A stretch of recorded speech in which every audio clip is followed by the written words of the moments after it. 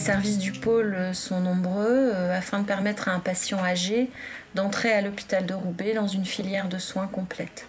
Donc nous avons un secteur de consultation de gériatrie spécialisé, un secteur d'hôpital de jour pour permettre des bilans aux patients en une journée. Nous avons une équipe mobile de gériatrie qui est dans tout l'hôpital, qui va dans tous les services de l'hôpital, aussi bien en médecine qu'en chirurgie. Le court séjour gériatrique, qui est un service de médecine aiguë, où on va prendre des patients pour les traiter en aigu d'une pathologie particulière et ensuite on les remet chez eux ou dans leur EHPAD. Voilà madame, je ne vous ai pas fait souffrir. Allez-y, respirez bien par la bouche.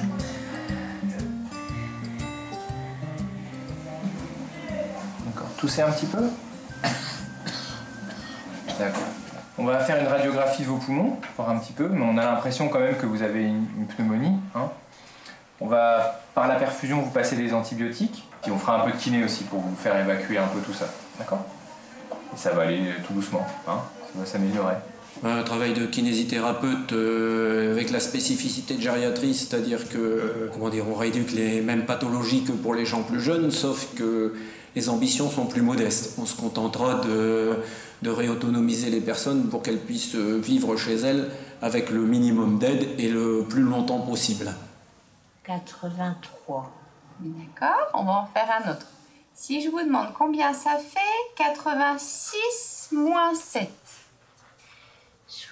79. Très bien. Mon métier consiste à faire passer des tests de mémoire auprès des personnes âgées, que ces personnes âgées soient hospitalisées ou alors qu'elles viennent en consultation externe, en consultation gériatrique.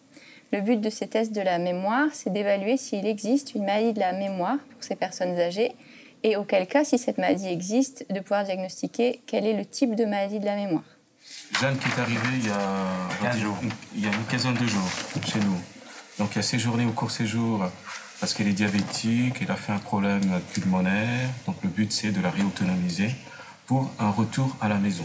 On a fait un premier MMS quand même. Oui, qui a 24, elle a un profil plutôt NCI vasculaire, mais comme on ne sait pas la part de confusion, ce serait bien de la revoir à distance. D'accord, donc on la reverra à distance en consultation. En consultation gériatrique.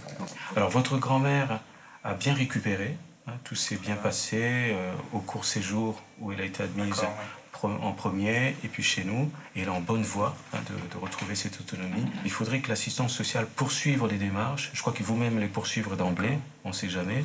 Et si tout se passe bien, elle restera à la maison, mais si jamais il y a un souci quelconque... Poursuivre vers les EHPAD ou les choses comme ça, les structures. Exact. Un EHPAD est en fait un établissement d'hébergement pour personnes âgées dépendantes. Il existe la résidence Isabeau de Roubaix qui accueille 120 résidents, la résidence de la Fraternité qui accueille 120 résidents également, et la résidence du Verpré qui accueille 144 résidents. Il y existe aussi des lieux de vie, des salles à manger, une salle d'animation, un salon de coiffure, une salle de rééducation pour assurer les soins, les prises en charge de rééducation.